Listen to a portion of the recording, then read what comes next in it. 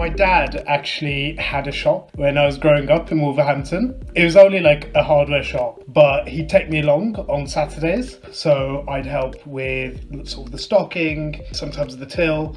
And I thought it was brilliant because at lunchtime I got free fish and chips. As I got older, I realised my dad got a really good deal out of it. And through that, I guess it was just the exposure to business. You're learning the till and profit margins, things like that. But you're also learning customer service. That was my early exposure. And I did start getting entrepreneurial ideas. Like I noticed like maybe on a Tuesday, the sales weren't as good. I used to make suggestions like, oh, maybe on Tuesdays you could have a discount or something. I did business, which was one of my more interesting A-levels, and always had an interest from there really. But then, because I was exposed to how, I guess, risky running a shop is and how much sort of hard work, and I saw some of my dads not do that well. That's why I ultimately chose law, because I thought it was more secure. But that itch has always been there, and so yeah, now I've kind of finally got the courage to go and explore it myself.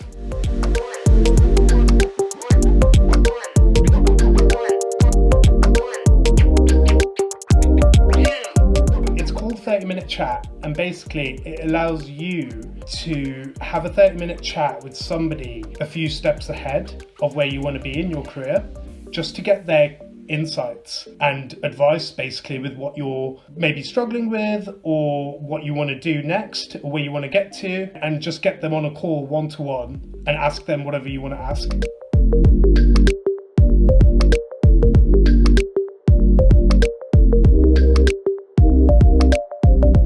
It's such a creative thing because when you're running a business, it really is your vision behind the product, how you interact with people.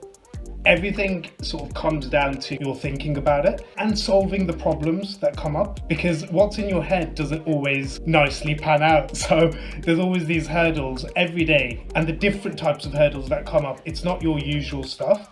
If you have the right mindset, it can be really fun. It's just a big jigsaw really.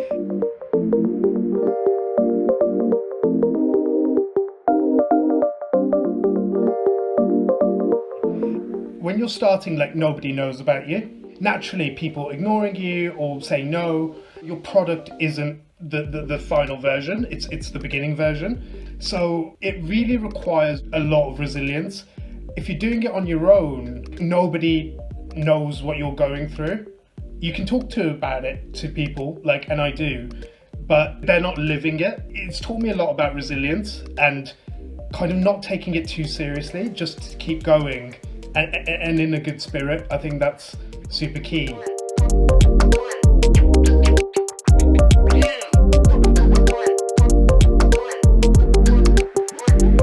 I know this sounds cliche, but I really wouldn't do anything differently.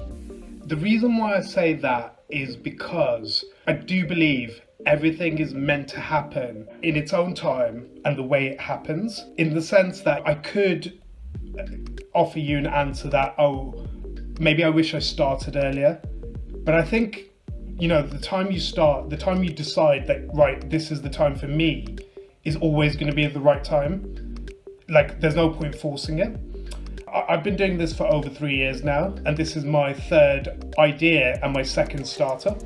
My first startup that I launched, which was like an Uber for volunteering platform, we launched it, we built it was really cool, but it didn't take off the way, I was thinking it was going to take off. I could look back at that and say, oh, I wish I did that right or that right.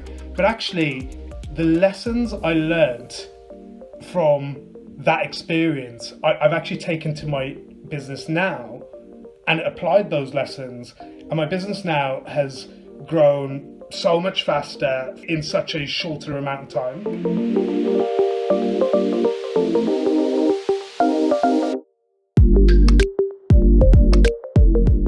I would say that your race or your ethnicity can actually be your strength, because people tend to do business with people. By being proud of where you're from can really actually show your personality And ultimately, you will find people that actually like you for you.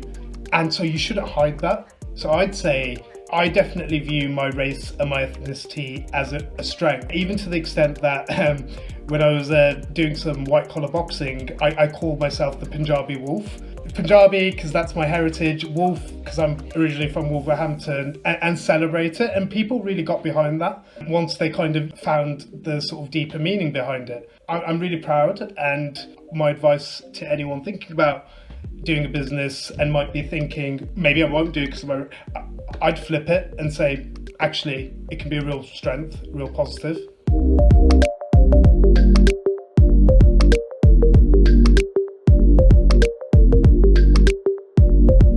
My one piece of advice for the next generation of leaders is to focus on the action and not the result. The reason behind that is so often we focus on the result, the win. But the problem with that is nobody's in control of the result. There's always external factors that mean you might not get it through no fault of your own. And so by being fixed on that, one, you're potentially setting yourself up for a disappointment, but two, you're actually missing out on the beautiful part, which is actually the process.